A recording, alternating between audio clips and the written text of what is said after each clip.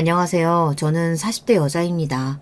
저는 최근 이혼 서류에 도장을 찍은 따끈따끈한 이혼녀입니다. 지난 몇 년 동안 저는 이혼을 꿈꾸지 않은 적이 단 하루도 없었어요. 남편과 결혼할 때는 남편과 사이좋게 오순도순 살며 자식들 낳고 화목한 가정을 이루고 행복하게 살 줄 알았는데 막상 결혼해 살아보니 그게 제 생각처럼 되는 게 아니더라고요. 저만 잘한다고 해서 집안이 잘 돌아가는 게 아니었어요. 남편은 결혼해서 가정을 꾸리고 살 사람이 못 됐습니다. 남편은 워낙 자기 고집이 세고 자존심이 강한 사람이에요. 그러다 보니 위아래가 확실한 직장 생활을 견디지 못했어요. 항상 회사 상사와 사이가 좋지 않아 다니는 직장마다 문제가 생기더라고요. 결혼 전 연애할 때도 저와 만나는 1년 동안 직장을 3번이나 옮겼어요. 그때는 나이도 젊었고 아직 본인이 뭘 하고 싶어 하는지 모르겠다며 직장 생활이 본인이랑 안 맞는다고 하더라고요. 그때는 저도 어려서 세상 물정을 몰랐으니 남편을 응원했어요. 회사에 어렵게 들어가서도 몇 개월 버티지 못하고 매일 그만두는 남편에게 언젠가는 잘 맞는 직장을 구할 수 있을 거라고 위로했죠. 그런데 이게 나이를 먹고서도 변하지를 않으니 힘들더라고요. 결혼 이후 남편은 작은 패션 회사에 들어갔어요. 결혼하고는 정신 차리고 가장으로서 열심히 살겠다고 해서 그 말만 철떡같이 믿었었는데 사람은 원래 변하는 게 아니더군요. 처음엔 패션 회사가 적성에 잘 맞고 사람들도 괜찮은 것 같다고 하더니만 어느 날 갑자기 회사를 그만뒀다면서 짐을 다 싸서 들어왔더라고요. 저에게 일절 상의도 없이 갑자기 남편 혼자 결정한 상황이라 저는 황당해서 남편에게 따져 물었습니다. 갑자기 이게 무슨 일이야? 멀쩡히 다니던 회사를 또 상의도 없이 그만두면 어떡해. 이제 우리 아기도 나온다고 다시는 책임감 없이 행동 안 한다고 하더니만 또 왜 그랬어? 당시에 제가 첫 아이 출산이 얼마 남지 않은 시점이라 회사를 쉬고 있었어요. 저도 벌이가 없는데 남편까지 회사를 그만뒀다고 하니 저로서는 말이 좋게 나가지를 않았죠. 그런데 그때 남편 말이 기가 막혔습니다. 나라고 회사 그만두고 싶은 줄 알아? 이번엔 내가 회사를 그만둔 게 아니라 내가 잘린 거야. 황당한 게 남편이 회사를 그만둔 게 아니라 잘린 거라고 하더라고요. 지금까지 본인이 못 버티고 회사를 그만둔 적은 많아도 잘린 적은 없었는데 도대체 무슨 일인가 싶었죠. 저는 어떻게 된 일인지 남편에게 자초지종을 물어봤어요. 그게 사실은 내가 회사 양복을 좀 따로 빼서 팔았는데 그걸 누가 위에 일러 바쳤는지 딱 걸린 거 있지. 아휴, 월급도 쥐꼬리만큼 주면서 그것 좀 빼돌렸다고 사람을 자르는 게 어딨냐? 치사해서 원. 남편은 말도 안 되는 소리를 해댔습니다. 남편이 다니던 회사는 남자 양복을 만드는 회사였는데요. 워낙 양복이 팔리지 않아서 항상 창고에 재고가 많았대요. 볼 때마다 아깝길래 그걸 좀 빼돌려서 남편이 싸게 팔았답니다. 그 사실을 남편의 상사가 알게 돼서 잘렸나 보더라고요. 그러니까 자기 말은 회사 물건을 따로 빼돌려서 몰래 팔다가 걸렸다는 거야? 그래서 회사까지 잘리고? 저는 다시 들어도 너무 황당해서 남편에게 몇 번이나 다시 물었어요. 아무리 상황이 힘들어도 할 일 하지 말아야 할 일이 있는 건데 사람이 이 정도로 생각이 없는 사람이었나 싶더라고요. 더군다나 더 기가 막혔던 건 혼자 몰래 회사 양복을 빼들려서 판 돈을 유흥비로 다 써버렸대요. 듣는 내내 남편이 너무 한심해서 저는 할 말을 잃었습니다. 그렇다니까. 차라리 잘 됐어. 어차피 비전도 없는 코딱지만한 회사 안 그래도 나도 그만두려고 했었어. 나 자르면 자기들이 아쉽지 내가 아쉽냐? 원래 남편 성격이 허세도 있고 객기도 좀 부리는 편이긴 해요. 그런 면을 알고도 좋아서 연애도 하고 결혼도 한 거라지만 막상 결혼해서 남편과 살다 보니 남편의 말도 안 되는 성격이 저를 힘들게 하더군요. 남편은 말로는 가장이라고 책임감 때문에 할 수 없이 그랬다고 하지만 누가 봐도 하면 안 되는 짓을 저질러 놓고도 본인이 잘못한 줄을 몰랐어요. 회사 상품을 몰래 빼돌려서 파는 거야 당연히 잘못된 행위이니 회사에서 잘리는 게 당연한 일인데도 남편은 끝까지 자신의 잘못을 인지하지 못했습니다. 오히려 걸리지 않게 철저히 있어야 하는데 일찍 걸려서 아쉽다고 했어요. 당신 그걸 지금 말이라고 해? 당연히 회사 옷을 빼돌리면 안 되지. 자기가 잘못해놓고 회사 잘못인 것처럼 몰아가면 어떡해. 당신 그런 짓까지 하고 회사에서 잘린 거 소문나면 어느 회사에서 당신을 써주겠어. 저는 당장 아이가 태어날 때까지 한 달도 채 안 남았는데 남편도 저도 둘 다 직장이 없으니 앞이 막막하기만 했습니다. 하지만 남편은 언제나처럼 자신감이 넘쳤어요. 본인은 언제든 직장을 구할 수 있답니다. 그래놓고 아이가 태어나고 반년이 다 될 동안 취직도 못해서 집에서 놀고 있었어요. 처음엔 어떻게든 직장을 구하겠다고 이력서도 여기저기 놓고 면접도 보러 다니는 것 같더니만 몇 번 면접에서 떨어지고 오더니 자신감이 떨어졌는지 한 달 전부터는 면접도 보러 가지를 않더라고요. 저는 어디 말할 데도 없고 혼자 소가리를 했어요.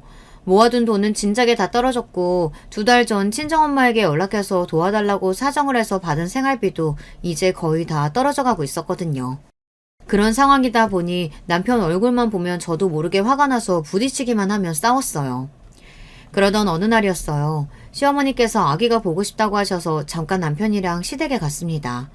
시어머니는 일찍이 시아버지와 사별하고 혼자 사십니다. 시댁도 형편이 넉넉지 않은 상황이라 시어머니께서 식당에서 주방일을 하세요. 혼자 힘들게 사시는 시어머니를 보면 며느리로서 항상 걱정되고 죄송했어요.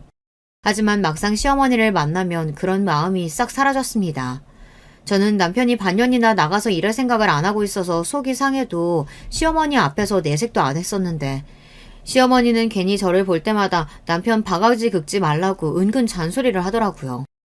아이고 우리 아들 왜 이렇게 말랐어? 세아가 너 우리 아들 나가서 돈 못 번다고 설마 밥도 굶기는 거 아니니? 이 사람이 말하긴요. 매일 밤마다 친구들 만나서 술 얻어먹고 들어오느라 배가 남산만한데요 뭐. 누가 봐도 집에서 놀고 먹어서 살만 포동포동하게 올랐는데 시어머니는 남편을 볼 때마다 살이 빠졌다며 괜히 저를 구박했습니다. 잔소리하지 말라고요. 남자가 더 큰 도약하기 위해서 좀 쉬기도 하고 그러는 거지. 세아가 너 우리 아들 몇 달 집에 있다고 괜히 무시하고 그러지 마라. 남자들은 여자한테 무시당하면 사회에 나가서 다 티가 나. 가장이라고 자기도 잘해보려다가 실수해서 그런 건데 여자가 다독이고 더 잘 챙겨줘야지. 시어머니께서 아들 편만 드시는 것도 싫었지만 가장 이해가 되지 않았던 건 당신의 아들이 잘못한 거를 가지고도 절대 나무라지 않고 무조건 아들 편만 든다는 겁니다. 남편이 전 회사에서 양복을 빼돌리다 걸려서 회사까지 잘렸다는 소리를 듣고도 시어머니는 오히려 남편에게 똑똑하다고 했어요. 어떻게 그런 기발한 생각을 했냐고요. 역시 우리 아들 똑똑해. 어차피 회사에서 월급도 조금 준다면서 그렇게 해서라도 내 몫은 내가 알아서 챙겼어야지. 잘했어. 우리 아들 가장 노릇하느라 고생 많았네. 그때도 기가 막혀서 말이 나오지를 않았어요. 회사에 사기치다가 걸려서 퇴직금도 못 받고 잘렸는데 도대체 뭐가 똑똑하다는 건지 모르겠습니다. 남편이 자기밖에 모르고 윤리의식 자체가 바닥인 게 그때 보니 다 시어머니가 그렇게 키운 거더라고요. 더군다나 돈 문제가 불거지면 시어머니는 오히려 큰 소리를 치며 저를 나무랐어요. 한 번은 이런 일이 있었습니다. 아무래도 힘들어서 제가 주말에 아르바이트를 시작했어요. 시어머니께서 주말엔 식당에 나가지 않으셔서 시어머니에게 딸아이를 맡겨두고 주말만 나가서 일했습니다. 저도 웬만해서는 시어머니에게 아이를 맡기고 싶지 않았지만 방법이 없었어요. 남편에게 맡기고 나가고 싶어도 주말이면 친구들 만나야 한다고 매일같이 나가기도 했고 시어머니도 절대 남자한테 애 맡기는 거 아니라고 차라리 본인이 봐주시겠다고 했어요. 저도 주말마다 시어머니를 만나야 한다는 게 죽기보다 싫었지만 애 기저귀 값도 간당간당하니 뭐라도 해야 했습니다. 그런데 안 그래도 힘든 저에게 시어머니는 꼭 듣기 싫은 소리를 하셨어요. 애 옷이 이게 뭐니? 할머니네 오는데 그래도 좀 깔끔하게 예쁜 것 좀 입히지. 올 때마다 내복 차림이야. 마음 같아서는 예쁜 옷 사줄 돈이 어디 있냐고 따지고 싶었지만 그럴 수야 없으니 애써 날이 더워서 편하게 내복만 입혔다고 하고 말았습니다. 그런데 시어머니는 거기서 말을 멈추지 않고 계속 제 속을 뒤집으시더라고요. 사람이 없을수록 먹는 거랑 입는 거는 더 신경 써야 돼. 지금 당장 없다고 구질구질하게 살면 사람들이 다 무시하고 깔본다. 근데 너희 친정아버지는 평생 크게 사업하셨다더니 너는 애가 왜 그렇게 귀티가 안 나니? 설마 우리 아들 속이고 결혼한 거 아니야? 시어머니의 말을 들을 때마다 느끼는 거지만 사람 참 기가 막히게 합니다. 제가 그런 걸 뭐하러 속이겠어요.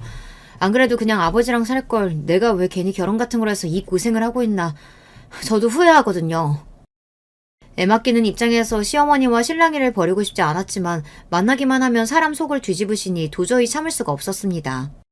그래도 이제 한 가족이고 손녀도 생겼으니 시간이 지나다 보면 저도 시어머니와 자연스레 가족이 될 수 있겠지 싶었는데 그런 일은 일어나지 않았어요. 오히려 점점 더 시어머니한테도 적인 떨어졌습니다. 남편하고도 하루하루 버티는 마음으로 살고 있는데 시어머니하고까지 싸우고 싶지 않았거든요. 아이가 태어나고 나서 남편과 저는 하루하루가 전쟁이었어요. 애 키우기도 힘든 와중에 돈까지 바닥났으니 서로만 보면 으르렁거렸죠. 결국은 아이를 낳은 지 6개월 만에 제가 남편에게 선전포고를 했습니다.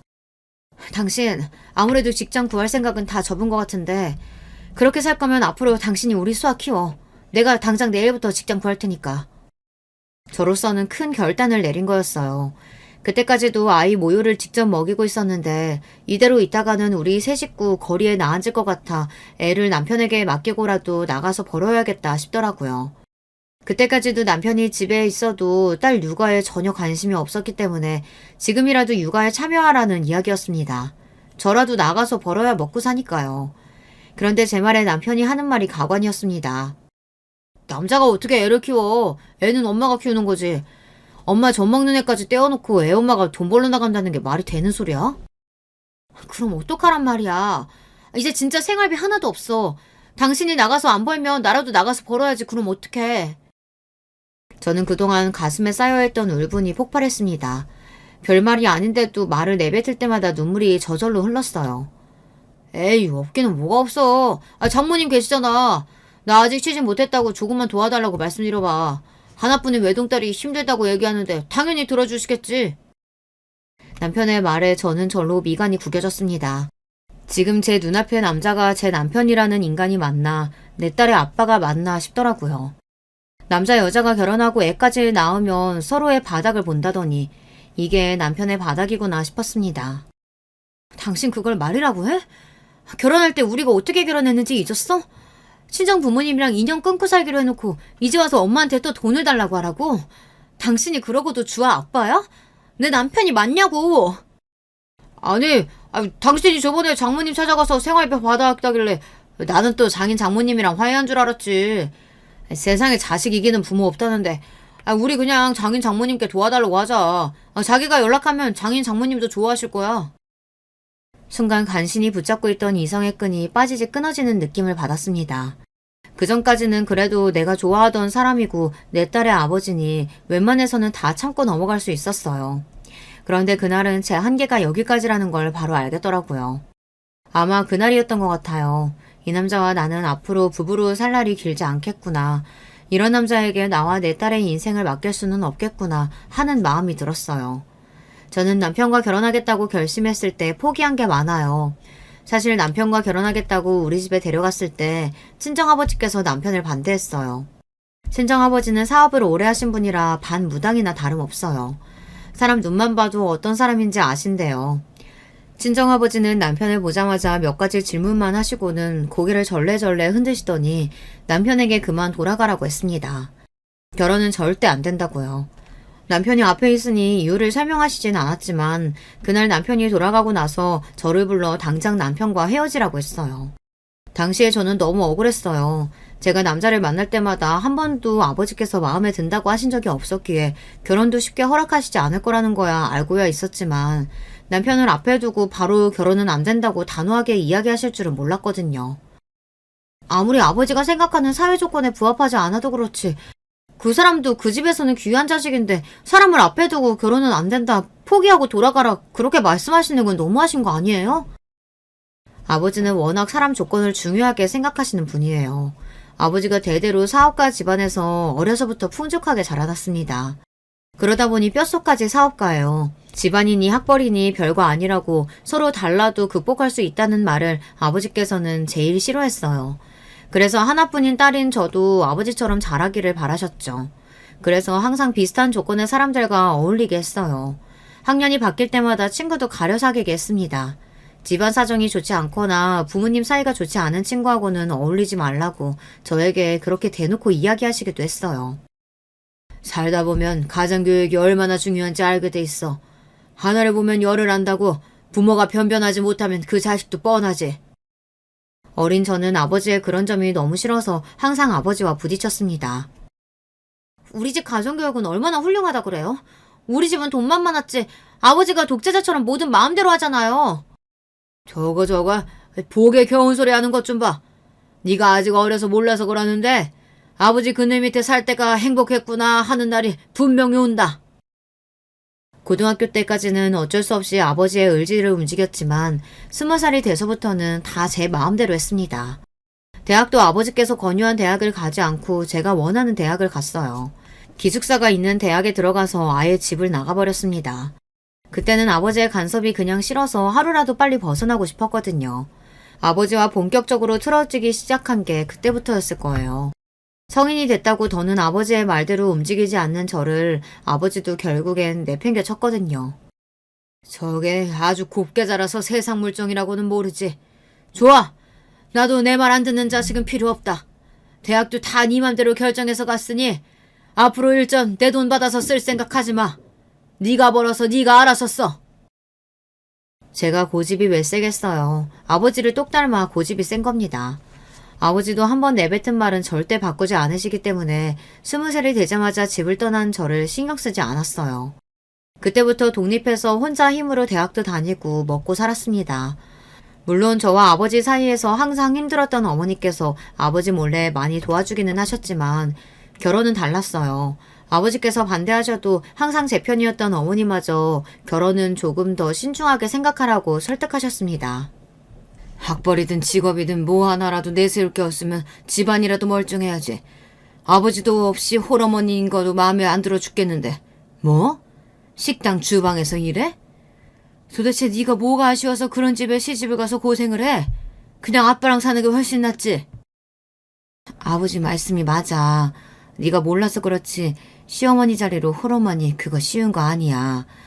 엄마는 무엇보다 우리 딸이 고생하고 사는 거 싫어. 당시에는 부모님 말씀이 하나도 귀에 들어오지 않았습니다. 제가 사랑하는 사람인데 조건이 어떻든 그게 뭐가 중요한가 싶었어요. 시댁이 힘들면 제가 더 열심히 노력해서 뭐든 극복할 수 있을 줄 알았거든요. 제가 그 정도로 순진했습니다. 좋아하는 사람이랑 자식 낳고 사는 건데 고생할 게 뭐 있어. 나는 우리 자기랑 결혼하면 뭘 하든 행복하게 살 수 있어. 으이그 저 배알도 없는 년. 남자한테 미쳐서 부모 말도 안 듣고 혼자서 알아서 살겠다 이거지? 그래, 어디 한번 너 혼자 나가서 살아봐라. 어쩌면 그때라도 제가 한 번 더 신중하게 생각했더라면 남편과 결혼하지 않을 수도 있겠다라는 생각을 종종 하고는 합니다. 변명이라고 해보자면 아버지께서 저와 남편의 사이를 강하게 반대하시는 바람에 저와 남편 사이가 더 불이 붙었는지도 몰라요. 제가 평생 이해하지 못했던 아버지가 남편은 별로라고 저더러 잘못 골랐다고 하시니 저도 오기가 생겨서 어떻게든 더 남편과 결혼하려고 했는지도 모릅니다. 제가 아버지의 반대까지 무릅쓰고 부모님과의 인연까지 끊어가며 남편과 결혼한 이유는 무엇보다 화목한 가정을 만들고 싶어서였어요. 아버지처럼 권위적이지도 않고 어머니처럼 남편만 떠받들며 사는 가정은 행복하지 않았으니까요. 그래서 남편처럼 자유분방하고 저를 많이 아껴주는 남자와 살면 행복할 줄 알았습니다. 그런데 남편은 그런 사람이 아니었어요. 부끄러운 줄도 모르고 잘못된 행동을 아무렇지 않게 하며 남에게 피해주는 걸 전혀 미안해하지 않는 사람이었어요. 양복 빼돌려서 팔다가 회사 잘린 지 얼마나 됐다고 또 사고를 쳤습니다. 어느 날이었어요. 자기가 나가서 돈을 벌었다고 웬일로 생활비를 주더라고요. 매일 친구들 만나 술만 먹고 다니는 줄 알았더니 그래도 일하기는 하고 다녔나 보더라고요. 매일 친구들 만나서 놀러 다니는 줄 알았더니 이 돈은 뭐 해서 번 거야? 취직이라도 했어? 에이, 내가 우리 집 가장인데 설마 당신하고 우리 수아 굶어 죽이겠어? 당분간 아는 사람이 하는 매장에서 일 좀 도와주기로 했으니까 걱정하지 마. 남편의 입에서 나온 당분간이라는 말이 거슬렸지만 그래도 집에서 노는 것보다야 훨씬 나으니 저도 군소리 안 하고 열심히 하라고 했습니다. 그런데 그 일이 화근이 됐어요. 며칠 뒤 경찰서에서 연락이 왔습니다. 남편이 경찰서에 있다고요. 저는 놀라서 애를 업고 경찰서로 갔어요. 그런데 이 인간이 이번엔 대형 사고를 쳤더군요. 남편이 아는 사람 매장에서 같이 일한다는 게 흔히 말하는 다단계 약장사 같은 거였어요. 그것도 사업자도 없이 불법으로 노인들에게 영양제랑 식품들을 팔았다가 그 불법적인 물건들을 사간 분 자녀의 신고로 잡혀왔더라고요. 거기다가 더 상황이 심각했던 건 아는 형이라는 사람이 이미 잠적한 상태라 남편이 다 뒤집어쓰게 생긴 거라는 겁니다. 남편은 결국은 재판까지 받았어요. 불행 중 다행인지 벌금으로 마무리는 되었지만 우리 집 형편에 벌금 낼 돈도 없었죠. 저는 도저히 돈 나올 구멍이 없으니 집이라도 팔자고 했어요. 우리 주제에 아파트는 말도 안 됐어. 그냥 이거 팔아서 벌금 내고 전세를 옮기자. 어차피 대출이자 내는 것도 버거웠어. 그나마 남편이 살면서 제일 잘한 일이 결혼할 때 아파트를 분양받았다는 거예요.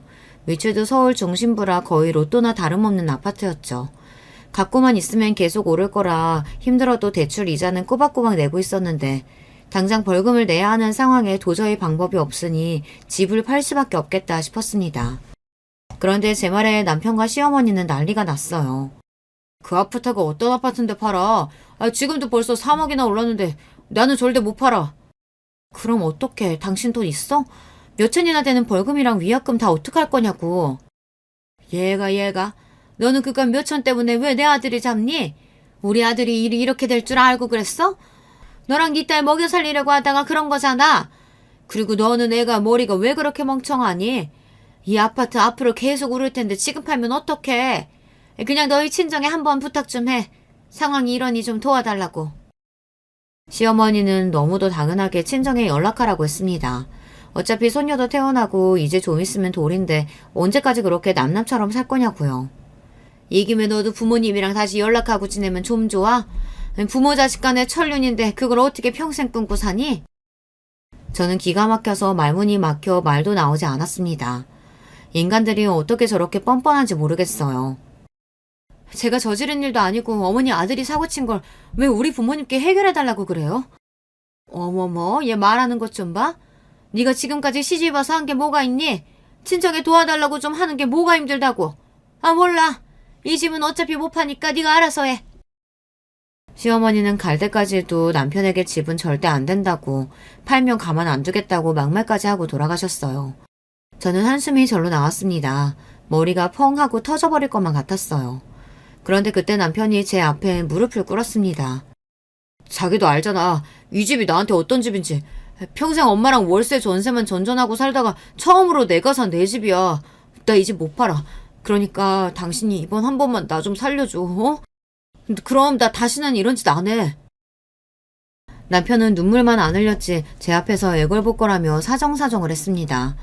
이번 한 번만 도와주면 앞으로는 절대 사고 안 친다고 약속했어요. 저는 속는 셈 치고 남편 말대로 했습니다.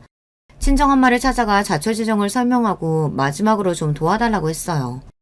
그런데 엄마도 그 정도 돈은 수중에 없다며 아버지께 이야기해야 한다고 했습니다. 방법이 없었던 저는 결혼하고 처음으로 아버지를 찾아갔어요. 그리고 지금까지 있었던 일을 아버지께 말씀드리고 도와달라고 했습니다. 자존심도 다 버리고요. 아버지는 제 이야기를 듣는 내내 한심하다는 듯 혀를 끌끌 찼습니다. 내가 그놈 그럴 줄 알았다. 얼굴에 불성실하고 딱 쓰여 있었어.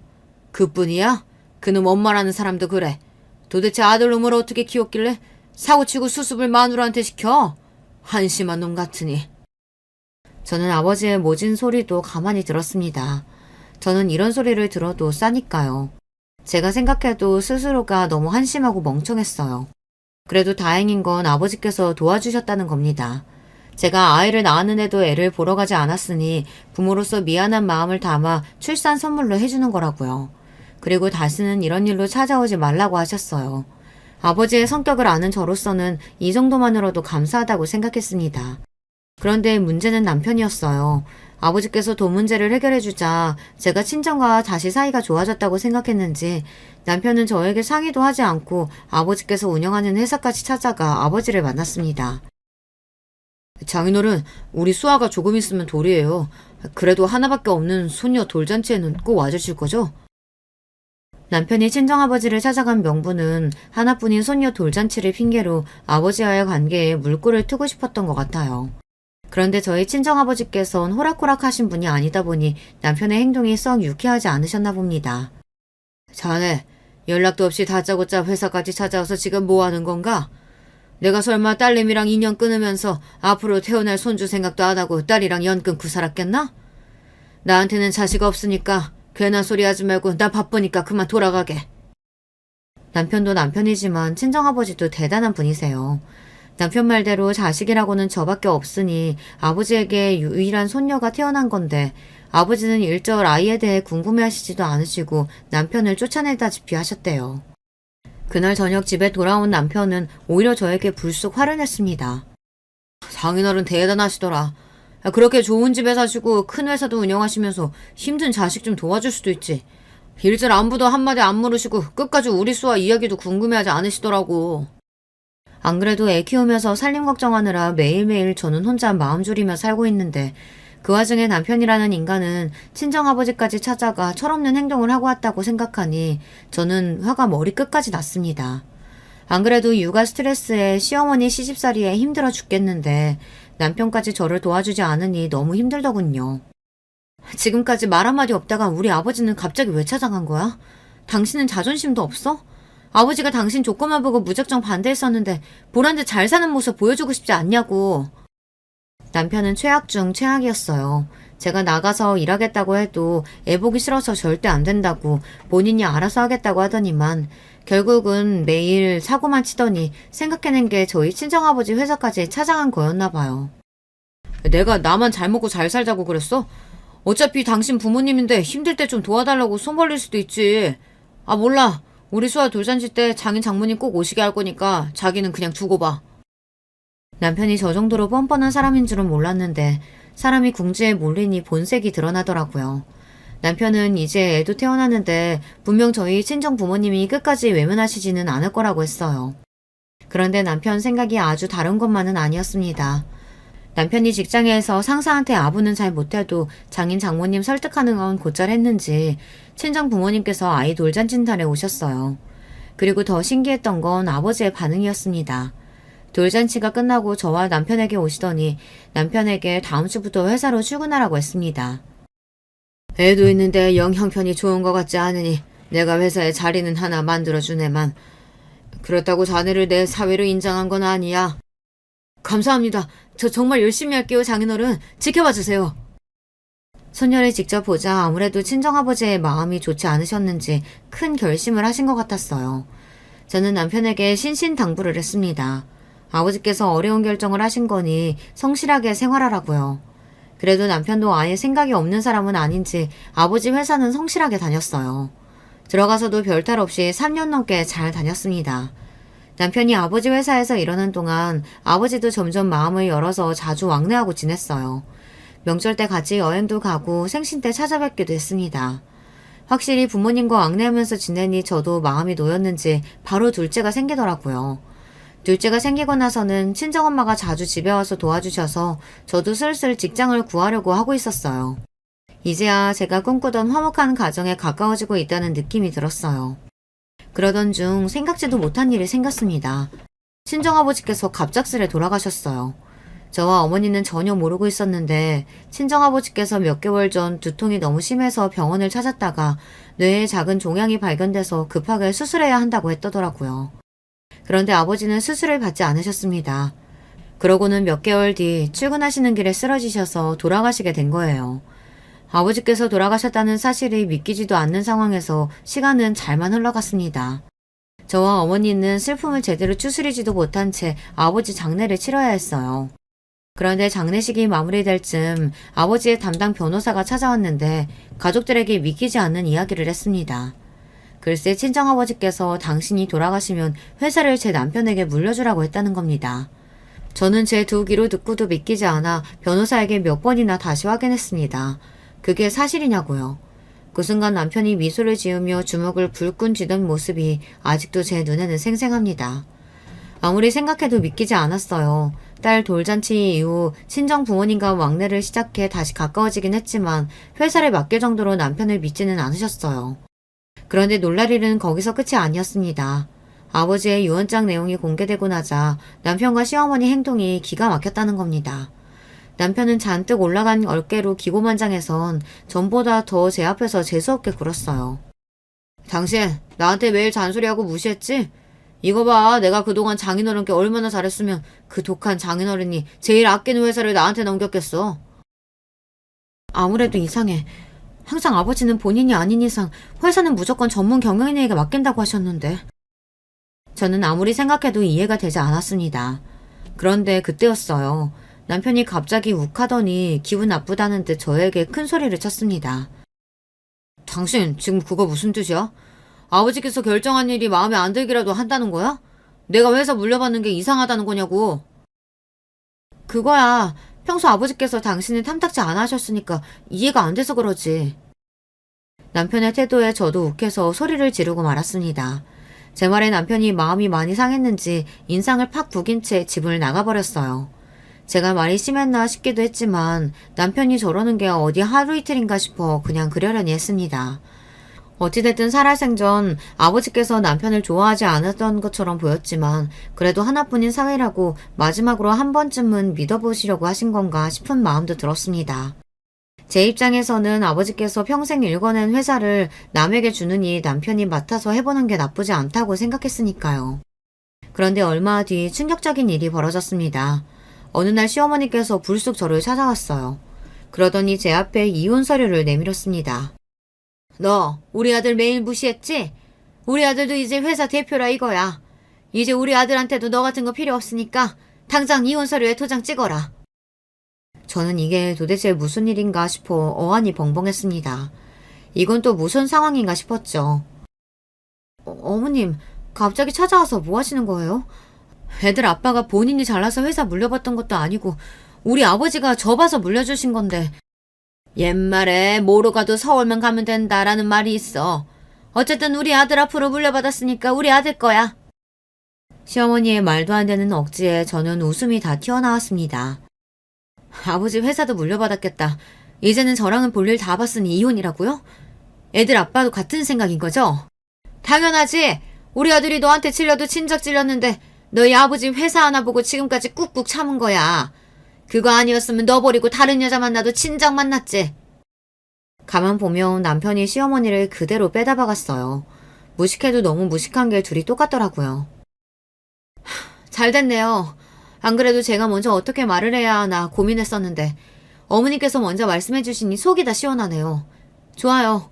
이혼하겠습니다. 저는 절로 입가에 미소가 흘렀습니다. 안 그래도 남편에게 이혼 소장을 언제쯤 보내야 하나 타이밍을 보고 있었는데 시어머니가 먼저 찾아와 이야기를 꺼내주니 다행이다 싶더라고요. 저는 절로 웃음이 나오고 어깨춤이라도 출 것 같았어요. 지난 제 결혼 생활들이 파노라마처럼 흘러가면서 지금까지 고생했던 자신이 다 기특하더라고요. 드디어 지긋지긋했던 남편과 시어머니에게서 벗어난다고 생각하니 금방이라도 하늘을 날 것 같았습니다. 제가 곧장 방으로 들어가 도장을 가지고 나와 이혼 서류에 도장을 찍었더니 시어머니는 의아하다는 듯 저를 빤히 바라보았어요. 너 되게 웃긴다. 지금 속으로는 똥줄 바짝바짝 타면서 애써 쿨한 척하는 거야? 너희 아버지가 아무리 부자라도 회사 하나 있는데 그마저 내 아들한테 넘어갔으니 너는 이제 거지꼴이나 다름없잖아. 근데 뭐가 좋다고 그렇게 연신 웃니? 시어머니는 고작 아버지 회사 하나 남편에게 넘어갔다고 제 수중에 아무것도 없는 줄 알더군요. 세상 물정을 모르는 건 제가 아니라 시어머니였습니다. 저는 다 필요 없어요. 우리 애들만 제가 키울 수 있으면 돼요. 그래, 너 말 잘했다. 안 그래도 우리 아들이 양육권 문제로 고민하던데 애는 당연히 엄마가 키워야지. 우리 아들이야 앞으로 그 큰 회사 운영하려면 바쁠 텐데 애들 키울 시간이 어디 있겠어? 처음으로 어머님이랑 저랑 뜻이 맞네요. 애들 제가 데려오면 당연히 약육비는 주실 거죠? 아유, 당연하지. 애들 혼자 키우려면 힘들 테니까 이 아파트 너 가져라. 우리가 주는 이혼 선물이야. 저는 생각지도 못한 시어머니의 아파트 플렉스에 너무 기분이 좋아서 박수까지 쳤습니다. 쪼잔한 시어머니랑 남편한테 양육비 받으려면 꽤 고생 좀 할 줄 알았는데 이렇게 쉽게 풀릴 줄은 몰랐거든요. 어머니, 지금 우리 아파트 분양가가 얼마인 줄 알고 이야기하시는 거예요? 얼마 전에 15억이 넘었어요. 그래, 알지. 이제 우리 아들 이미지도 있는데 15억. 그 정도야 양육비를 줄 수 있지. 저는 행여나 시어머니가 나중에 말을 바꿀까봐 바로 변호사에게 연락해서 남편과 합의한 이혼 조건들을 정리해서 서면으로 보냈습니다. 바로 법원에 제출해달라고요. 그런데 이혼 서류에 도장이 채 마르기도 전에 시어머니께서 난리가 났어요. 변호사와 통화를 마친 지 몇 분 되지 않아 시어머니께서 누군가와 전화통화를 하시더니 눈이 동그래져서는 저를 붙잡았습니다. 그러더니 하시는 행동이 기가 막혔어요. 애미야. 일이 꼬여도 단단히 꼬였나 보다. 내가 너한테 실수했다. 우리 이혼은 없던 일로 하자. 지금 당장 변호사한테 전화해. 이혼 안 할 거라고. 어머님, 또 왜 이러세요? 저는 이미 이혼하기로 다 결정했어요. 괜히 말 바꾸지 마시고 그만 돌아가세요. 그 순간 생각지도 못한 일이 벌어졌어요. 시어머니께서 갑자기 바닥에 무릎을 꿇고 앉았습니다. 그러더니 저에게 한 번만 봐달라고 애원까지 했어요. 어머님, 왜 이렇게까지 하세요? 어차피 저나 어머님이나 서로 갈 때까지 다 갔는데 이러신다고 해서 변하는 거 없어요. 애들 아빠가 잘못한 게 있으면 벌 받아야죠. 그래야 이 세상이 제대로 돌아가는 거 아니겠어요? 어머님이 뭐라고 하시든 저 이혼할 거예요. 우리 아버지가 죽든지 말든지 상관 안 하는 사기꾼 새끼랑은 저 하루도 못 살아요. 뭐야? 애미, 너 설마 알고 있었던 거야? 그래놓고 모르는 척 이혼 서류에 도장 찍은 거니? 그럼요. 제가 누구 딸인데요. 무식한 어머님이랑 어머니 아들이 하는 짓 제가 모르고 있었을 것 같아요? 이게 다 무슨 소리냐고요? 사실 몇 개월 전 아버지 회사에 문제가 좀 있었어요. 회사에 이상한 소문이 돌기 시작했습니다. 아버지께서 대표직에서 내려오고 회사를 다른 중소기업에 합병시킨다는 이야기였죠. 그런데 아버지께서 대표직에서 내려오는 이유가 사실은 회사와 직원들을 큰돈에 팔아넘긴다는 이야기였습니다. 그 이야기가 이미 회사 전체에 돌기 시작해서 회사 전체가 시끄러울 정도로 심각한 일이었죠. 그러다 보니 회사 직원들과 임직원들은 난리가 났어요. 갑자기 다른 회사와 합병되면 회사 체계도 지금과 달라질 테고 구조조정도 불가피하다는 말까지 나왔으니까요. 찌라시 내용의 전부는 사실이 아니었지만 일부는 사실이었습니다. 아버지께서 대표직에서 내려와 그 이후에 회사를 어떻게 할지에 대해 고민하고 계시기는 했습니다. 그런데 언제부턴가 이상한 소문이 나기 시작하더니 소문은 꼬리에 꼬리를 물고 아버지께서 악의적으로 회사를 팔아넘기기라도 하는 것처럼 와전됐습니다. 그런데 그 소문을 낸 당사자가 남편이었어요. 남편은 평소 자신이 대표의 사위라는 사실만으로 아부를 떠는 임직원들에게 은근슬쩍 소문을 흘려 회사 대표인 아버지의 입지를 의도적으로 흔들리게 했습니다. 소문이 걷잡을 수 없이 커져 임원들 사이에서 대표 퇴진 요구까지 빗발치자 아버지께서 힘들어하셨나 봐요. 그때 기다렸다는 듯 남편이 나선 겁니다. 아버님, 이럴 때일수록 아버지께서 굳건하게 자리를 잡고 있다는 걸 임직원들과 직원들에게 보여줘야 돼요. 내가 더는 대표직에 있을 수가 없는 상황인데 굳건하다는 걸 도대체 어떻게 보여주라는 건가? 나한테 믿을 만한 후계자도 없는데. 후계자가 없기는 왜 없어요? 아버님, 제가 있잖아요. 제가 누굽니까? 아버님의 하나뿐인 사위잖아요. 제가 아버님 뒷바라지하면서 열심히 배울게요. 저한테 뭐든 맡겨만 주세요. 뭐? 자네 미쳤나? 이 회사가 어떤 회사인데 자네 같은 사람한테 물려줘. 턱도 없는 소리 하지 말게. 남편의 말에 아버지는 단호하게 선을 그었지만 남편은 순순히 물러날 생각이 없었습니다. 글쎄요. 아버님께서 지금 찬밥 더운 밥 가리실 때가 아닌 것 같은데요. 아버님 건강 상태가 오늘 내일 하시는데 이대로 퇴진당해서 임원들한테 회사 뺏기셔도 괜찮으시겠어요? 건강? 자네가 내 건강에 대해 뭘 안다고 떠들어? 나 건강해! 아버님 뇌종양 수술하시고 병원에서 더는 방법 없다고 한 거 저 다 알아요. 안 그래도 회사 어수선한데 임원들이 대표님 상황 알면 참 좋아하겠네요. 뭐야? 자네 지금 내 약점 좀 잡았다고 회사 내놓으라는 건가? 아니죠, 아버님. 제가 설마 아버님 회사 뺏으려고 이러는 거겠어요? 이러다가는 아버님 평생 이룬 회사 남한테 뺏기고 안 좋게 내려오실까봐 이러는 거잖아요. 저 승진시켜 주시고 만약 회사에 위급한 상황이 생겼을 때 저한테 대표직 위임할 거라고 공표만 해주시면 되잖아요. 그럼 직원들도 안심할 거예요. 그리고 제가 지금까지 성실하게 회사 생활 3년이나 해서 임원들도 인정할 거예요. 이미 남편이 매수한 임원들이 꽤 돼서 아버지도 남편 말대로 해줄 수밖에 없었나 보더라고요. 아무래도 급한 불부터 꺼야 했으니까요. 그렇게 된 일이었습니다. 남편이 교묘하게 술을 쓰는 바람에 아버지께서 남편에게 회사를 넘겨준 거였죠. 그리고 저도 어머니도 몰랐던 사실을 남편은 진작 알고 있더라고요. 아버지께서 1년 전에 뇌종양 판정을 받고 가족들 모르게 출장을 간다고 하시고는 혼자 병원에 들어가 수술을 하셨는데 그 사실을 남편이 알게 된 겁니다. 회사에서 아버지의 최측근인 비서진들만 아버지의 수술 사실을 알고 있었는데 눈치 빠른 남편이 뭔가 이상한 낌새를 채고 아버지 뒤를 밟아 알게 된 거죠. 남편은 그 사실을 알고도 저에게 이야기하지 않은 겁니다. 일부러 말이죠. 더군다나 그걸 이용해서 아버지에게 회사를 물려달라고 압박을 한 겁니다. 쓰레기도 이런 쓰레기가 없어요. 이 사실을 저도 얼마 전에 알게 됐어요. 아무래도 남편이 아버지의 회사를 물려받았다는 게 계속 미심쩍어 제가 사람을 써서 좀 알아봤습니다. 그런데 제가 모르는 사이 말도 안 되는 일이 벌어지고 있었더라고요. 남편이 처음부터 그럴 의도로 아버지 회사에 들어간 거는 아니었겠지만 아버지의 수술 사실을 알고는 혼자 잘머리를 굴린 것 같아요. 그러는 사이 아버지는 점점 더 병들어 쇠약해지셨고 결국은 돌아가신 겁니다. 그래놓고 남편은 아버지에게 인정받아 회사를 물려받았다고 떵떵거린 거죠. 진실을 알게 된 저는 남편에게서 다시 경영권을 뺏어올 방법을 찾고 있었습니다. 남편이 의도적으로 소문을 흘리고 임직원들을 매수한 증거와 아버지의 뇌종양 사실을 진작 알고 있었다는 내용까지 다 찾아놓은 상태였어요. 그리고 남편과 이혼할 계획도 세우고 있었습니다. 그러던 중 시어머니가 중간에서 기다리지 못하고 푼수짓을 한 거죠.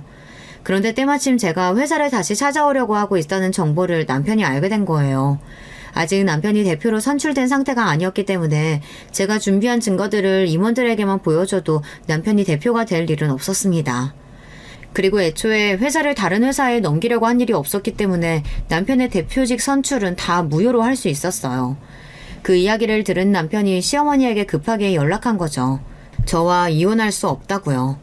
하지만 저는 남편과 이혼했습니다. 그리고 당연히 남편도 회사에서 쫓아냈어요. 물론 그 과정이 순탄하지는 않았습니다. 합의 이혼이 될 뻔한 저와 남편의 이혼은 결국은 소송으로 이어졌어요. 물론 이혼이 어렵지는 않았습니다. 남편에게는 귀책 사유가 많아도 너무 많으니까요.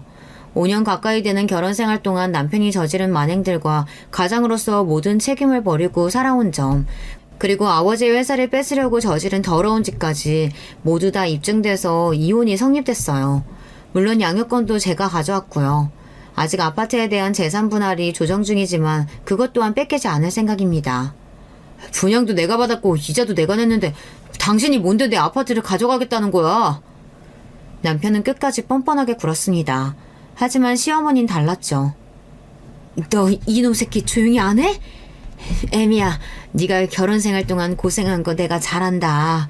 근데 너는 돌아갈 곳이라도 있잖아. 근데 이놈은 아니야. 그 집이라도 없으면 이제 빈털털이라고. 제발 절반만이라도 좀 떼줘. 어머니, 이제와 말씀이 달라지시면 안 되죠. 아파트는 양육비를 주기로 하신 거잖아요. 이미 공증받아 놓은 증거까지 있어서 그건 곤란하겠네요. 야, 너 말 다 했어? 양육비는 내가 줄 생각도 없는데 왜 네 맘대로 받겠다는 거야? 네가 애 둘이나 낳아뒀으면 네가 알아서 책임져야지. 내가 왜 돈을 줘? 남편은 공시에 몰리니 아주 최악의 모습까지 다 보여주더군요. 자식들에 대한 미안함조차 없었어요. 저는 도저히 참아줄 수가 없었습니다. 짝! 저는 그대로 남편에게 다가가 그 쓰레기 같은 인간의 뺨을 세게 날려줬어요. 미친놈. 이게 아직도 정신 못 차렸네. 너 때문에 나나 엄마나 아버지 그렇게 허망하게 돌아가시게 놔뒀어. 그런데도 네가 아파트 내놓으라는 소리가 나와? 너 같은 쓰레기한테는 10원 한 장 안 뺏길 거니까 그런 줄 알아. 다시는 내 앞에 나타나지 마. 저는 남편이나 시어머니의 얼굴을 보고 싶지 않아 그 이후부터의 모든 소송은 변호사에게 일임했습니다. 그 이후에도 남편이나 시어머니가 저에게 계속해서 전화를 걸어댔지만 저는 일절 받지 않았어요. 모든 변호사를 통해 이야기하라고 했습니다. 이번 일을 통해 저는 확실히 알았습니다. 사람은 가정교육이 참 중요하다는 걸요. 아무리 살기 힘들어도 사람이 할 일 안 할 일은 구분할 줄 알아야 하는 건데 애초에 기본 윤리의식에 만들어지지 않은 인간은 회생 불가능이었어요. 그 이후 아버지의 회사는 전문 경영인이 맡아서 운영하고 있습니다. 그리고 저는 아파트를 내놓고 아이들과 친정에 들어와 친정엄마와 살고 있어요. 아직 이혼이 뭔지 모르는 아이들을 볼 때마다 미안하기도 하고 가슴이 아프기도 하지만 그래도 저는 절대 이혼은 후회하지 않아요. 그런 인간이 아버지라고 있는 게 아이들에게는 더 안 된 일이니까요. 저는 앞으로 아이들을 잘 키우는 데만 온 힘을 다할 생각입니다. 애 둘 딸린 이혼녀가 된 저를 위해 위로의 댓글 많이 남겨주세요. 끝까지 저의 이야기 들어주셔서 감사합니다. 여러분의 가정에는 언제나 화목한 일만 가득하시길 바랄게요. 안녕하세요. 평소 유튜브를 즐겨보긴 하지만 이렇게 사연을 보내는 게 참 먹적히 느껴지네요. 하지만 제 사정에 대해 객관적인 얘기를 들어보고 싶어서 결심을 하게 되었습니다. 저는 50대 초반의 남자이고 경기도에 살고 있어요. 지인들 소개로 만난 아내와 결혼을 한 게 2002년이었고 그 다음 해에 딸을 낳았답니다. 둘이서 고군분투해가며 작은 집에서 열심히 살림하고 절약하고 살다가 얼마쯤 지났을까요? 딸아이가 어린이집을 다니던 시기부터 아내는 일을 시작하게 되었어요. 나중에 딸 유정이가 아파서 병원에 가야 할 때 아내와 번갈아 가면서 회사에 반차를 내고 데려가기도 하고 아무튼 참 쉽지 않은 일상이었답니다. 하지만 그러고 시간이 더 지나 갈수록 저는 아내의 경제활동이 마음에 안 들더군요. 이상할 정도로 묘한 불안감을 느꼈어요. 사실 이 부분에는 어떤 사건이 원인이 되긴 했는데요. 다 그런 건 아니라고 하지만 저의 직장에서 아주 안 좋은 사례를 보았기 때문이에요. 아내도 그 부분에 대해서 알고는 있었고 그걸 걱정하는 저에게 강력한 불만을 나타냈었어요. 당신 왜 자꾸 그런 걸 신경 써? 그건 당신의 회사 일이고 그 김 과장이라는 여자가 나쁜 사람이라 일어난 일이야. 아니, 솔직히 말해서 바람은 누가 혼자 피우는 거야? 여자 혼자 피우는 거냐고. 상대 남자는 없어? 왜 여자만 나쁜 것처럼 말해? 그 김 과장이 유부녀에 애도 둘이나 딸렸는데도 부장이랑 바람나서 도망갔으면 그건 그냥 그 사람들 일인 거야. 왜 나까지 일어나지도 않은 일에 의심을 받아야 해? 회사에서 일하는 여자들은 전부 남편 두고 회사 사람이랑 바람나는 거야? 이렇게 노골적으로 저에게 비판을 쏟아내는 아내의 반응을 보면서도 마음이 썩 놓이지는 않더라고요. 제가 회사에서 점점 승진하던 차에 옆 부서에서 정말 저 말 그대로의 사건이 벌어졌거든요. 당시 양쪽 집안 배우자들이 쫓아와서 회사를 초토화시켰고 엄청난 물리적인 싸움이 일어나서 그날 하루 종일 진압하느라 엉망진창이었답니다. 저는 부서 간의 불륜이 일어나 양쪽 집안이 쪼개지고 평소에 그 남녀들 둘이 얼마나 조신하고 도덕적인 체를 해가며 살았는지도 다 봤기에 충격이 꽤 컸어요. 그래서인지 은연중에 보수적인 생각을 갖게 된 거예요. 내 아내는 꼭 일반 회사, 남자들이 많이 있는 곳에선 일하지 못하게 해야겠다. 이런 못난 생각들을 하고 있었던 거예요. 왜냐면 당시에 우리 아내도 본인 회사에서 비슷한 포지션 안에 있었고 자꾸 남자 동료들이랑 엮어서 일을 하고 늦는 날이 많았거든요. 지금 따져보면 참 꽉 막히고 고지식한 어쩌면 의처증이 동반된 가치관이었던 것 같아요. 그러나 저는 좀 이해가 안 되었던 게 제가 그런 생각을 자꾸 하고 불안에 빠져 있어서 그런 일이 일어났던 걸까요? 아니면 원래 일어나야 했던 일이라 제가 그렇게 불안감을 가졌던 것일까요? 이것에 대한 수수께끼가 제 안에서 수년간 풀리지 않았어요. 당시 제가 그 일을 맞닥뜨렸을 때 너무 어이가 없어 입이 다물어지지 않았답니다. 이미 그 일이 일어나기 얼마 전부터 낌새가 보이긴 했었지만요. 아내를 다그쳤을 때 돌아오는 반응은 더더욱 저를 의심하게 만들었어요. 아니 왜 남의 핸드폰을 보고 그래? 이 팀장님이랑 외근 다녀온 거 맞다고. 내가 말했잖아. 근처 세미나 있어서 갔었다고. 그래서 유정이 안경 맞추러 가는 거 같이 못 간다고 진즉 말했었어. 지금 나 의심하는 거야? 아내는 무척 불쾌한 듯 화를 냈지만 이상하게 회사 안에서 남자 팀장과 가까워져서는 수시로 통화를 하는 등 신경이 안 쓸 수 없게 행동을 하고 있었어요. 게다가 이날은 저에게 거짓말을 했던 날이었고요. 나한테 언제 그렇게 설명했어? 이날 대학 때 친구 만나러 간다고 늦는다 했잖아. 근데 왜 갑자기 이 팀장님이랑 둘이 외근을 갔다 온 날로 바뀌는 건데? 순간 아내는 당황한 기색이 역력했고 떠듬떠듬 뭔가를 생각하는 듯 했어요.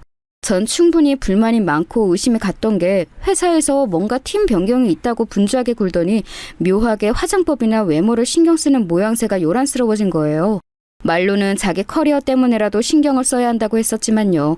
사실 이상한 부분에 중심을 두고 의심하면 끝도 없다지만 갈수록 외부에서 보내는 시간이 너무 많아지더군요. 그러다가 이날은 저에게 거짓말을 하고 팀장과 외근을 갔던 것을 걸리게 되었고 우리들은 그 뒤로 계속해서 날이 선 상태로 마주하게 되었어요.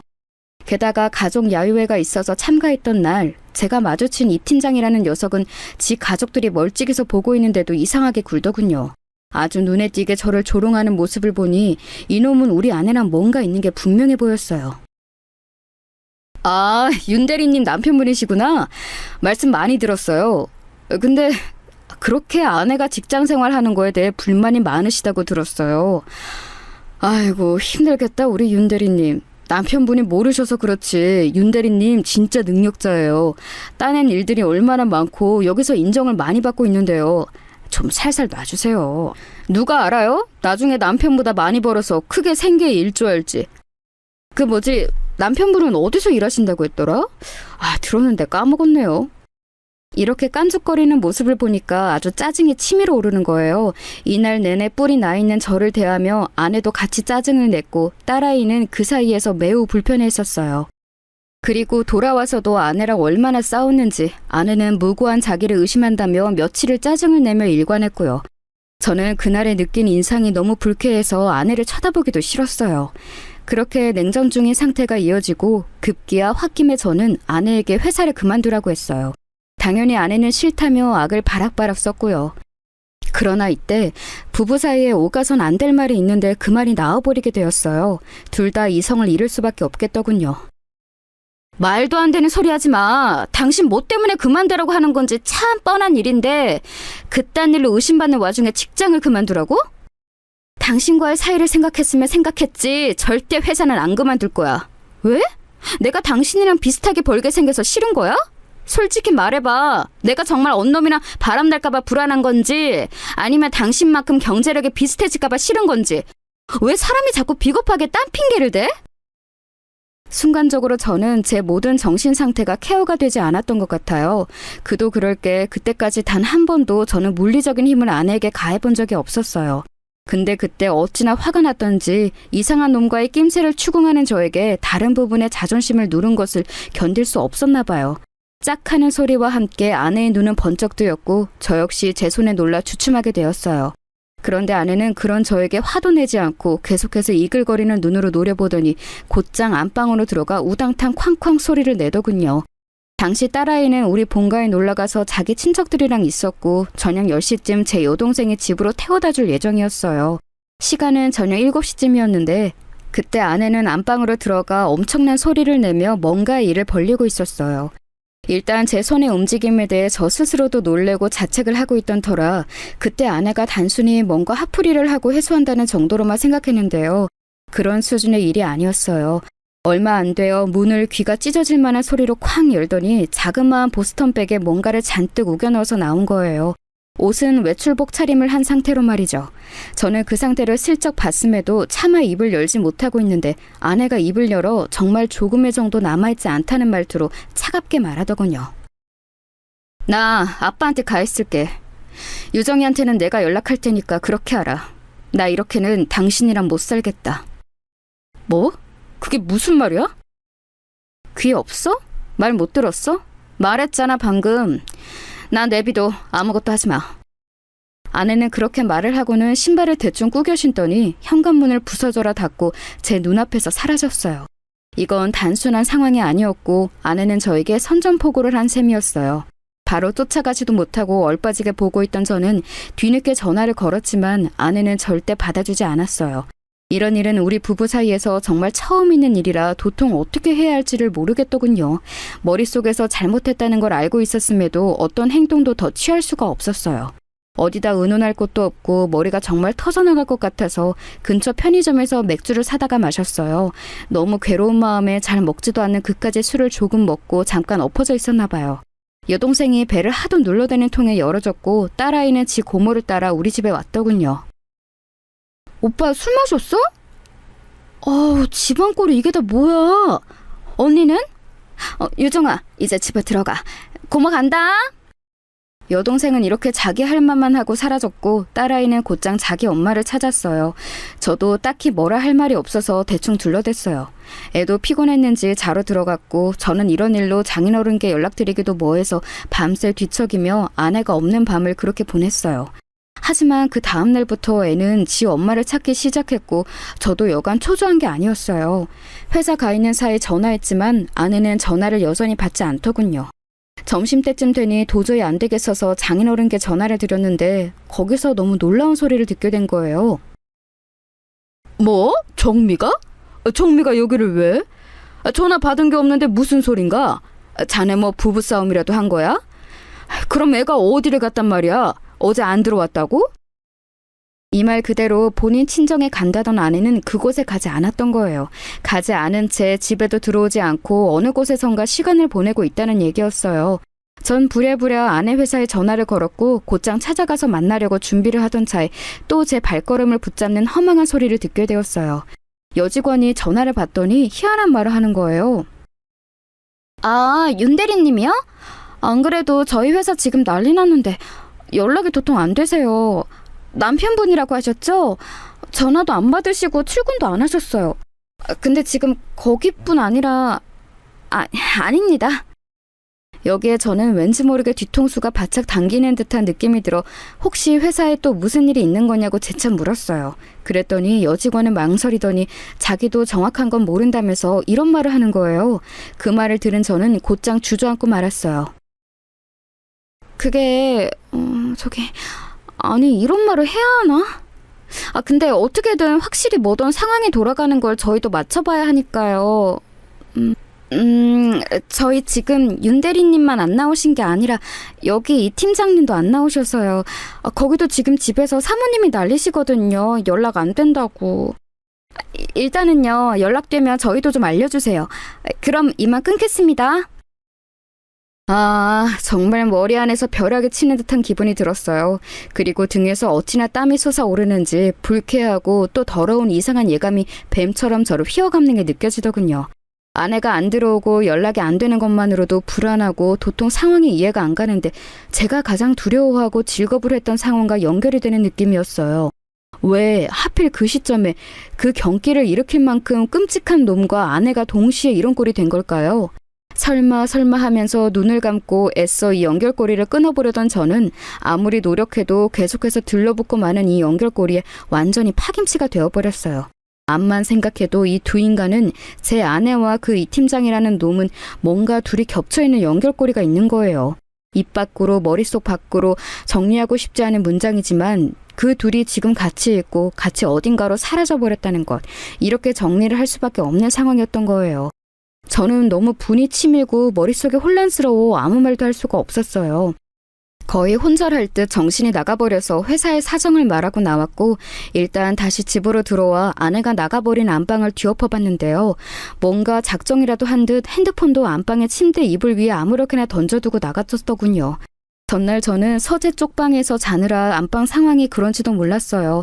당연히 아내가 홧김에 그런 일을 했고 손을 댄 저도 최악의 인간이지만 어쨌든 어찌어찌 우리 안에 해피닝으로 끝날 거라고 생각했었어요. 그런데 생각보다 돌아가는 상황은 만만치 않아 보였어요. 전화를 두고 가다니 열어서 확인해보니 회사와 저로부터 그리고 장인어른 몇몇 거래처로 보이는 부재중 전화들이 숱하게 쌓여있더군요. 대체 아내는 어디로 어떻게 가버린 걸까요? 순간적으로 스치는 예감에 왠지 아내를 바로 마주해서 이 상황에 대해 질책할 수는 있을까 이런 불안한 느낌이 드는 거예요. 아내 얼굴을 마주하기까지 시간이 상당히 걸릴지도 모르겠다는 아주 기분 나쁜 예감이 들었어요. 그리고 그 예감은 정말 저라는 존재를 아주 샅샅이 조각내가면서 분해를 할 정도로 괴롭혀가며 맞아떨어지고 말았어요. 아내는 정말 기가 막히게도 그 후로 정말 장난 같은 그 세월 동안 우리 앞에 나타나지 않았으니까 말이에요. 대체 어떤 사람이, 아니 이 나라의 어떤 결혼한 남자가 이런 상황을 이해할 수 있을까요?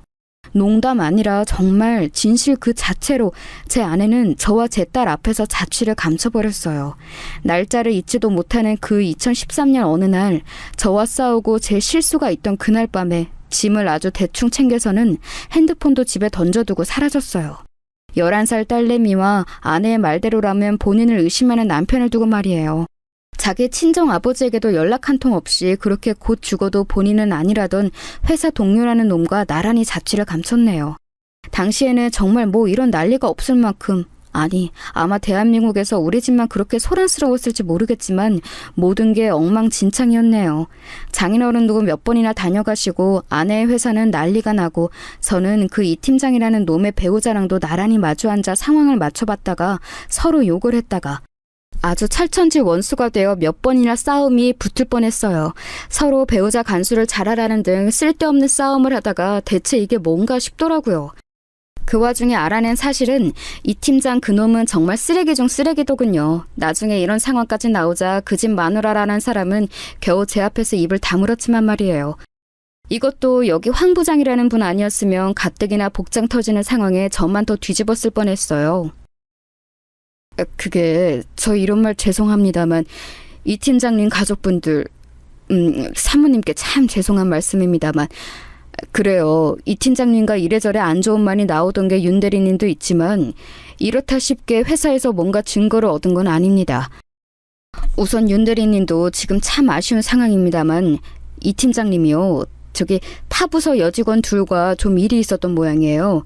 이건 그쪽 여직원분들의 직접 증언을 하신 거라 사모님 잠깐 저쪽으로 가서 말씀 나누실까요? 그러자 당황한 얼굴로 황 부장을 따라가던 이 팀장 마누라는 그 뒤로 저와 눈을 마주치질 않더라고요. 대충 상황을 황 부장에게 따져 물어보니 이 팀장은 아주 남봉꾼이었어요. 그게 자세한 말씀을 드리기 어렵고요. 좀 불미스러운 일들이 있는 것 같습니다. 윤 대리님까지는 저희도 정확히 모르겠지만 네, 아무튼 그렇습니다. 이런 분위기를 보아하니 몇몇 여자들을 꽤 건드렸던 것 같아요. 역시나 제가 느꼈던 촉은 틀린 게 아니었던 것 같더군요. 어지간히 여자 좋아하고 밝히는 놈이라는 건 말이에요. 그런데 그건 그렇고 대체 제 아내는 왜 우리 앞에서 사라질 건지 알 수가 없었어요. 그 팀장놈도 사라지고 제 아내도 같은 날에 없어졌으니까요. 다른 게 있다면 팀장놈은 간간히 연락은 되었지만 이혼을 요구하고 있다고 들었고 제 아내는 조금도 거처를 확인할 수가 없더군요. 나중에 제가 연락처를 받아서 괴성을 질러가며 온갖 육두 문자가 섞인 얘기를 했더니 제 전화도 받지 않는 거예요. 여기서 저는 너무 지쳐갔고 심지어 중간에 회사에서 일에 집중은커녕 한 번 쓰러진 적도 있었어요.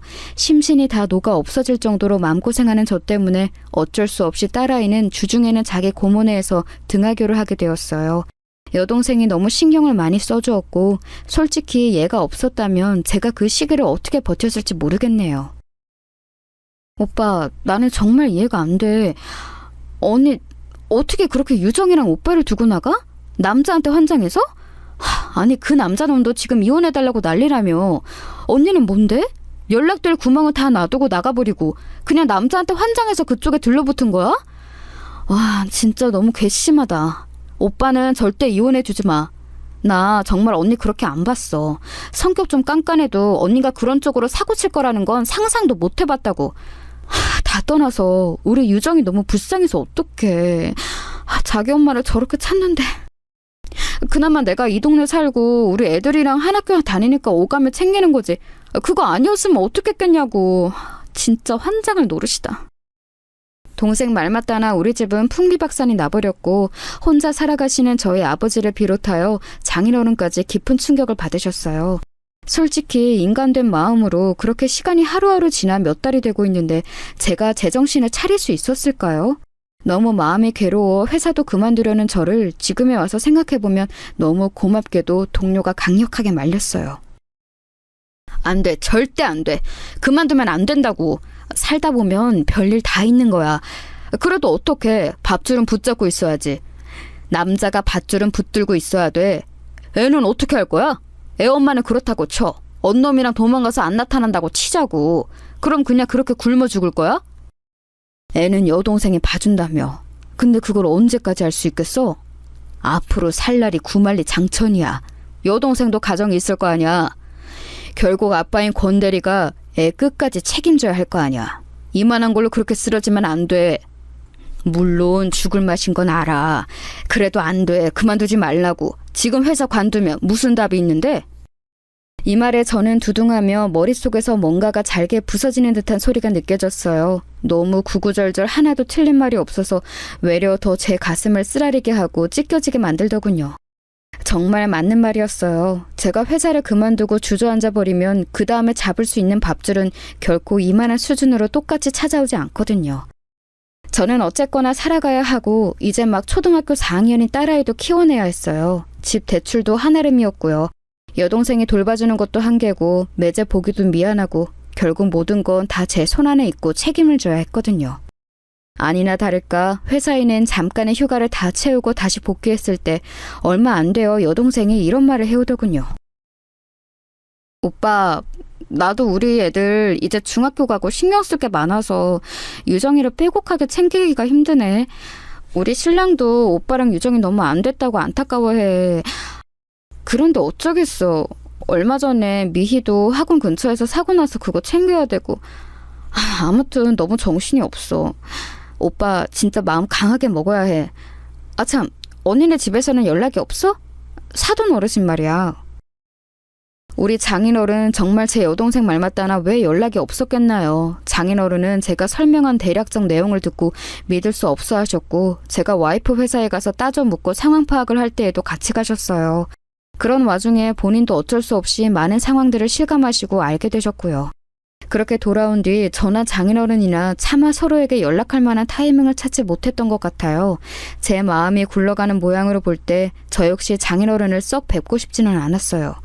결국 저는 고심 끝에 몇 번이나 고민하고 고민했던 말을 내뱉게 되었어요. 이 상황에서 저는 그렇게 할 수밖에 없었고요. 장인어른 죄송합니다. 저기 한동안은 제가 좀 추스려야 될 것 같네요. 아내 때문에 제 마음이 편치가 않습니다. 장인어른 마음은 잘 알지만 한동안은 좀 우리를 그냥 놔둬주시면 안 될까요? 저는 저도 모르게 아내가 나가면서 저에게 던져버린 그 말, 자기를 좀 놔두고 아무것도 하지 말라는 그 말을 장인어른에게 화풀이하며 던져버리고 말았어요. 하지만 그런 저를 그 누가 탓할 수 있을까요? 저는 이 분을 풀 수 있는 곳이 아무것도 없었어요. 원인은 아내에게조차도요.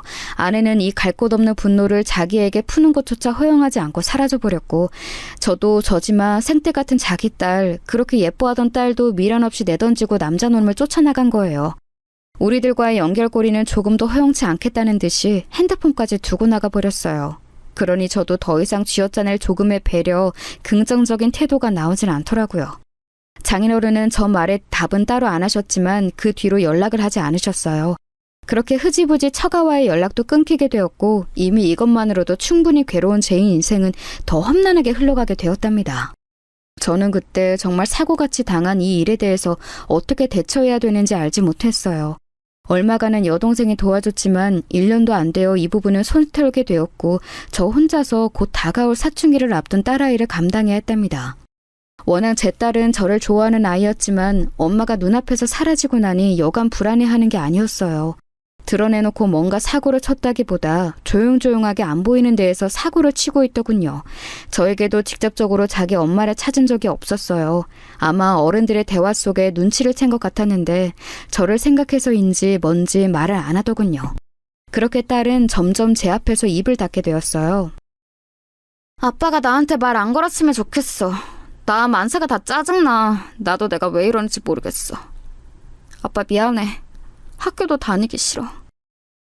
이 내용을 보고 급하게 여동생에게 SOS를 쳤고 그나마 여자의 심리를 알고 있는 여동생이 어느 정도 설명을 해줬어요.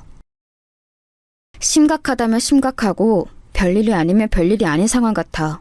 엄마가 자기 두고 나간 것에 대한 충격도 클 테고 그리고 엄연히 유정이 이제 사춘기잖아. 저 무렵 여자애한테는 같은 여자 어른인 엄마의 빈자리가 엄청 클 거야. 일단 조만간 내가 가서 얘기도 해보고 달래도 볼게. 오빠는 너무 나서지 마. 사춘기 때의 딸과 아빠는 원래 사이가 안 좋은 법인데 오빠네 케이스는 더 심할 수밖에 없지. 정말 여동생이 말 맞다나 딸아이는 사춘기와 자기 엄마의 가출 모든 게 다 겹쳐서 혼란스러워하고 있더군요. 제가 말을 거는 것을 극도로 싫어하고 학교도 멋대로 빠지고 안 나가기도 하고 어느 날은 방을 다 휘저어놓고 침대에 엎드려 울고 있고 매일매일 너무 지쳤습니다. 심지어 더 큰일을 저지르고 말았는데 그때 어울리던 친구들 한둘과 함께 보란듯이 가출을 해버린 거예요. 안 그래도 아내도 그런 식으로 나가버려서 큰 트라우마를 안고 살아가는 저에게 딸이 저지른 짓은 큰 충격이었습니다. 정말 염치불문하고 결국 여동생에게 한 번 더 알렸으며 극심한 스트레스와 빈혈로 쓰러진 저를 대신하여 찾으러 다녀주었네요. 나중에 자기 친척 언니들과 고모의 설득으로 인해 딸아이는 겨우겨우 돌아왔고요. 저는 그때 딸을 붙잡고 울며 사정을 했어요. 유정아, 아빠 진짜 너무 힘들다. 제발 너 성인 될 때까지만 좀 아빠 말 들어주면 안 되겠니? 그때 되면 네가 하고 싶은 거 뭐든 다 해도 돼. 아빠가 너를 데리고 있을 책임이 있는 동안에는 좀 얌전히 좀 조용히 우리 살아보자. 아빠가 지금 아무것도 할 수가 없어. 돈도 벌 수 없고 우리는 뿔뿔이 흩어져야 할지도 몰라. 네가 살아왔던 것보다 훨씬 비참하게 살아야 될 수도 있어. 그래도 괜찮은 거야, 너는? 어찌 보면 이게 고작 중학교 3학년인 애한테 할 소리였나 싶지만 저는 정말 벼랑 끝에 매달려 있었어요. 생을 포기하고 싶은 심정까지 들었으니까요. 지 아빠가 울며 부탁하는 걸 보고서야 급기야 정신이 들었는지 딸은 그 이후로 줄곧 조용히 학교를 다녔습니다. 이후로 고등학생이 되고 고3이 되고 서울에 있는 작은 대학에 들어가기까지 저와 딸은 서로를 동아줄로 잡고 잘 버텨왔어요. 다행히도 딸은 성인이 되는 20살이 되어서도 흐트러지지 않았고 자기 하고 싶은 대로 산다거나 하는 일은 하지 않았어요. 21살이 되는 올해부터는 알바를 시작해서 간간히 자기 학비에 보태고 있고 우리는 어느덧 아내가 없는 삶, 딸에게는 엄마가 없는 삶으로 자연스럽게 적응을 했답니다. 그러던 어느 날 몇 년 전부터 일을 시작한 여동생이 바쁘게 사는 것 같더니 한동안 연락이 잘 안 되었거든요. 그런데 갑작스레 전화가 걸려와서는 이런 말을 하는 거예요. 오빠, 내가 지금 톡으로 뭐 하나 보냈어. 나 지금 너무 떨려서 어떻게 진짜. 오빠, 내가 보내준 링크 있지? 그거 한번 들어가 봐. 유튜브 영상 빨리 봐봐, 빨리. 여동생은 본인답지 않게 아주 요란을 떨어가며 뭔 영상을 하나 보라고 했고 저는 회사 카페 쪽으로 나가서 확인을 했는데요. 그 영상을 눌러보고서야 왜 그렇게 여동생이 호들갑을 떨었는지 이해할 수 있었어요. 제 눈앞에서 펼쳐진 화면 안에는 큰 제목으로 순간 저를 움찔하게 만들 내용이 적혀 있었어요. 바로 남편과 딸을 찾습니다 라는 어투의 제목이었어요. 얼핏 보면 확 와닿지 않을 수 있지만 저는 왠지 모르게 그 내용이 확 끌리더군요. 남편과 딸을 찾는다니. 남편과 딸을 두고 나간 사람을 아직 가족 한쪽 자리로 비워두고 이혼도 진행하지 않은 채 멍청이 있는 저로서는 왠지 모르게 마음이 이상해졌어요. 여동생도 아마 그래서 이런 영상을 권했던 건가 싶으면서도 한편으론 이해가 잘 안 가더군요. 그런데 그걸 눌러보니 푸르스름한 화면을 뒤로하고 웬 여자 둘이 나와서 뭐라 말을 하고 있었어요. 마치 홈쇼핑처럼 뭔가를 소개하는 곳 같았는데 채널명이나 주변 풍경을 보니 뭔가 고민을 해결해 주는 곳 같더군요. 거기에 앉아서 가면을 쓰고 있던 한 여자가 자기의 사연을 털어놓고 있었어요. 얼굴은 나오지 않아서 뭔 말인가 하며 계속 듣게 되더군요.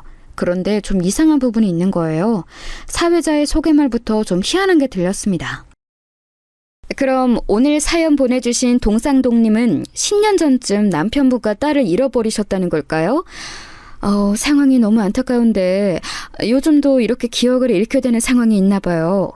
이쯤 들었을 때 저는 왜 내가 여기까지 보고 있나 새삼 이상하면서도 귀가 더 크게 열리는 기분이 들었어요.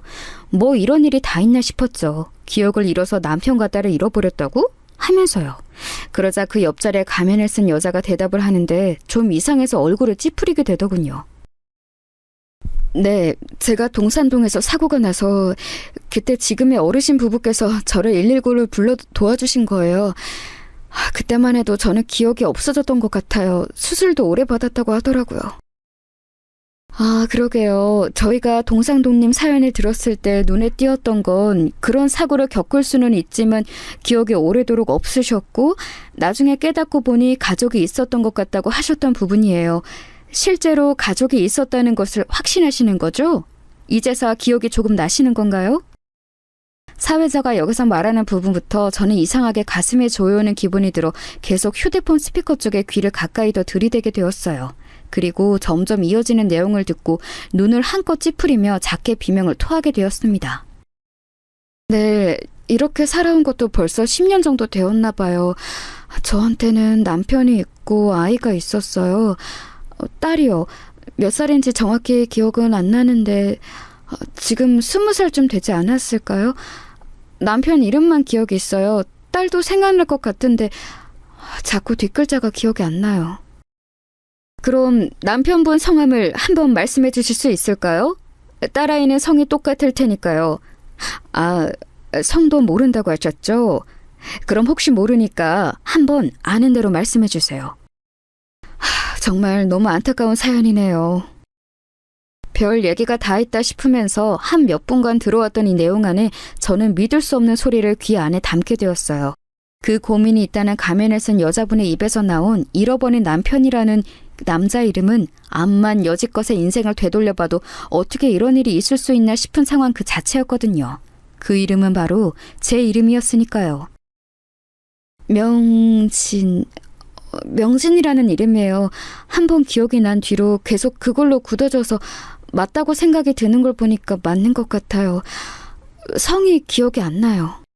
여기서 정말 얼마나 소름이 돋던지 저 발끝부터 머리까지 단번에 뭐가 치가 올라오는 느낌이 들 정도였어요.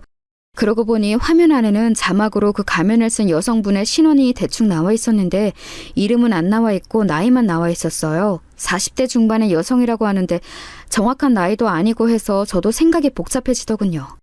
남편과 딸을 10년 전에 잃어버렸고 기억이 없다는 여자. 게다가 그 남편 이름으로 내 이름을 말하고 딸아이의 나이를 우리 유정이와 비슷하게 말한 여자. 저 사람은 대체 뭐인 걸까요? 저는 다시 여동생에게 전화를 걸었고 여동생은 여전히 흥분한 목소리로 말을 했어요. 오빠, 저거 처음부터 다 안 들어봤지?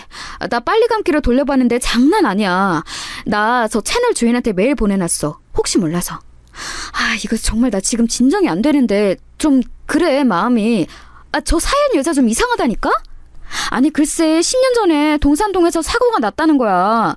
일단 오빠도 한번 들어봐. 자기가 저기서 사고가 나서 머리를 크게 다쳤대. 기억도 없고 엄청 오래 누워있었다나 봐. 짐도 갖고 있는 거 얼마 없었고 그때 사고 난 장소 옆에 있는 마트 할머니 할아버지가 119를 불러줬다나 봐. 아니 근데 또 생각해보니까 만약에 말이야 오빠, 저게 언니가 맞다면 언니가 동상동에 갈 일이 있나? 여동생도 제가 어렴풋이 생각하는 방향으로 똑같았던 건지 그 화면 속 여자를 제 아내로 생각하고 고민을 하더군요. 저는 10년이라는 그 괴롭고 두터운 벽을 뭔가 잘게 부셔서 허물고 싶은 생각은 없었지만 워낙 기묘한 상황이었어요. 저 역시 괜한 흥분이 일어나고 심장이 뛰는 것 같은 느낌이 들더라고요. 아내가 만약 저 여자분이라면 뭐가 달라질 게 있을까 빠르게 생각을 해보았어요. 그렇다면 달라질 게 적어도 있을 것 같다는 생각은 들었어요. 저기서 말하는 사고인가 뭔가로 오래도록 헤맸었다면 어쨌든 본인의 의지로 일부러 저와 딸을 단절한 건 아니었다는 거니까요. 하지만 그렇게 해서 굳이 집을 나갔던 사정도 잘 모르고 뭐 때문이었는지도 알 수 없고 여전히 제 안에 골마있는 굳은 살은 아프게 느껴졌어요. 모르는 건 모르는 것대로 놔두고 여동생이 남겨둔 연락에 따라 혹여나 답장이 올지 기다려보게 되었어요. 헌데 정말 상황이 말도 안 되게 흘러갔던 게 그 채널 주인장으로부터 연락이 된 거예요. 여동생은 그걸 다급하게 제게 알려왔고 결국 그 가면의 여성과 나를 잡아서 저와 여동생, 그 여성분, 채널 주인분까지 넷이서 나란히 만나게 되었어요.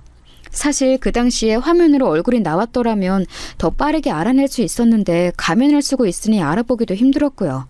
채널 쪽에서도 우리의 신원을 확인하고 저쪽에도 체크하느라 시간이 좀 걸렸어요. 그런데 이상하게 날짜가 다가오면 다가올수록 관련된 정보를 확인할수록 저는 저 여성이 아내가 맞을 것 같다는 생각에 휩싸였어요. 채널 주인분도 약간 확신을 갖고 계셨고요. 동산도님은 그 당시 구해주신 할머님과 할아버지 댁에서 수년간 사셨다고 하더라고요. 그분들이 좋은 분이라서 걷어주시긴 했는데 자기 신원도 모르고 계속해서 있을 수는 없었나 봐요. 그나마 그분들이 마트에서 일하게 해주셔서 일하고 그렇게 모은 돈으로 옆에 조그만 원룸 얻어서 사신다고 하네요. 많이 회복되셨다고 하지만 여전히 치료가 필요한 부분은 있고 그리고 가족이 있다는 걸 떠올리고 있으니 주변에서는 더 애가 탔던 것 같아요. 많은 고민을 갖고 사연을 보내주시긴 하는데 이분 내용은 저희 스태프들도 유독 신경이 쓰였어요. 아이가 보고 싶다고 하시는데 이름도 잘 생각 안 나고 남편분만 이름이 정확하게 기억난다고 하시니까요. 이 말을 되새기면 되새길수록 아내가 남긴 상처를 평생 안고 갈 수밖에 없었던 제 마음 안에서는 다양한 생각들이 충돌했어요. 만나러 가기 전날 밤에는 악몽도 꾸고 가는 당일에도 운전을 하는 내내 제가 너무 멍청한 짓을 하는 것 같다는 생각도 들었어요. 여동생한테도 그냥 취소하면 안 되라는 얘기도 했었고요. 아무리 생각해봐도 이거 너무 미친 짓 같아. 달랑 그 영상 하나 보고 그걸 유정이 엄마라고 생각하는 것도 이상하잖아.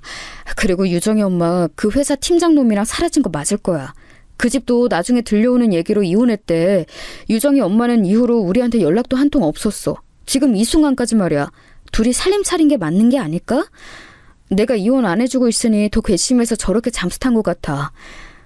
나 다시 떠올리니까 너무 스트레스 받는다. 또 소화 안 돼서 속이 우글거려. 우리 그냥 이거 취소하자. 네가 전화로 다른 사람 찾았다고 하고 핑계대면 안 돼? 그리고 나는 이번 일을 계기로 이혼을 제대로 진행하겠다고 결심했어. 유정이도 다 컸으니까. 연락도 안 되는 사람이니 생사도 모르고 이혼할 명분이나 이유는 충분히 된다고 생각해. 이렇게 말하면서도 새삼 제가 처한 상황이 기막히고 억울해서 화가 또 끌어올랐지만 아무튼 이런 한심한 모습을 여동생에게 호소하며 말했어요. 그런데 여동생은 약속까지 잡았는데 뭔 소리냐며 화를 내더군요. 무슨 소리야. 이미 여기까지 진행이 되었고 이제 1시간 뒤면 보잖아. 아니면 그냥 그때 가서 아니었나 보네요 하고 얘기 끝내. 이혼을 이제서 제대로 하고 뭐고 그것도 다 이따 보고 나서 결정해도 늦지 않아. 그 사람이 언니가 아니면 아닌 대로 오빠는 이제 갈 길 가고 다 청산하면 되고. 맞으면 어떡할 건데? 맞으면 그거야말로 큰 문제야. 차라리 그게 아니면 다행 아니야? 일단 가서 확인이나 해보자고. 여기까지 말을 들어보니 결국 여동생 말은 하나도 틀릴 게 없었어요. 그리하여 우리는 약속 장소로 갔고 카페에 들어서자 맞은편에서 누군가가 손짓을 하는 게 보였어요. 바로 자기가 땡땡 채널 운영자라고 소개하는 사람 옆에 모자를 쓰고 앉아있는 한 여성이 보이더군요. 일단 간단히 목례만 하고 들어가서 마주 앉았는데 모자를 쓴 여성이 고개를 숙이고 있다가 슬쩍 들어 저와 여동생을 보았어요. 그리고 그 순간 저는 인사를 하겠답시고 입을 열었는데 의도하지 않은 소리가 나와버렸답니다. 당신! 이런 말이 제 입안에 돌았던 이유는 맞은편에 앉은 검은 모자를 쓴 여성의 눈매와 코, 입 언저리며 누가 봐도 제 아내가 맞았기 때문이에요. 당신 뭐야? 지금 뭐 하는 거야 여기서? 이렇게 거의 무슨 본능적으로 튀어나온 말이 쭉쭉 이어지고 있는 와중 제 옆에 앉은 여동생도 비명을 질러대기 시작했어요. 언니 맞잖아! 세상에! 어머. 우리 맞은편 여자, 아니 제 아내와 옆에 앉은 채널 주인분 다 입을 반쯤 벌리고 우리를 응시했고 저와 여동생은 도무지 진정을 할 수 없었어요. 우리 둘 다 목소리가 너무 커져서는 앉지도 못하고 계속 허둥지둥하는 바람에 급기야 알바생이 와서 조용히 해달라고 할 정도였고 겨우 몇 분 지나 진정을 하고 앉게 되었어요. 어떻게 이런 일이 있을 수 있는 걸까요? 이런 일이 2번, 3번 있다면 저는 아마 명대로 살기 힘들지 않을까 싶을 정도로 이날의 마주침은 아내가 나가던 날보다 훨씬 더 제게 자극이 강했어요. 채널 주인분도 어쩌면 우리와 같은 마음을 갖고 그 자리를 주선해서 나왔다고 했는데 막상 마주한 우리 셋을 보니 자기가 어떤 일을 한 건지 새삼 실감도 안 간다며 너무 놀라워했어요. 와, 어떻게 이런 일이 있나요? 우리 쪽 채널이 워낙 구독자도 많고 흐름이 좋긴 하지만 솔직히 이렇게 다 할 거라고 상상은 못했어요.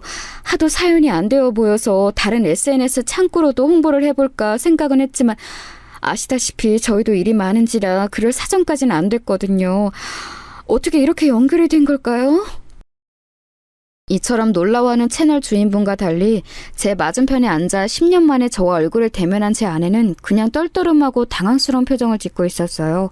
대충 스쳐가듯 지나치며 봐도 알아볼 수밖에 없는 아내의 얼굴에 틀림없이 맞았고 옆에서 제 여동생도 단박에 알아챈 걸 보면 참 사람일 희한하죠.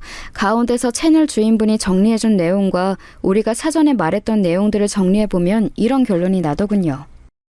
제 아내는 10년 전 저와의 다툼으로 인해 큰 실망을 했고 집 밖으로 뛰쳐나갔었죠.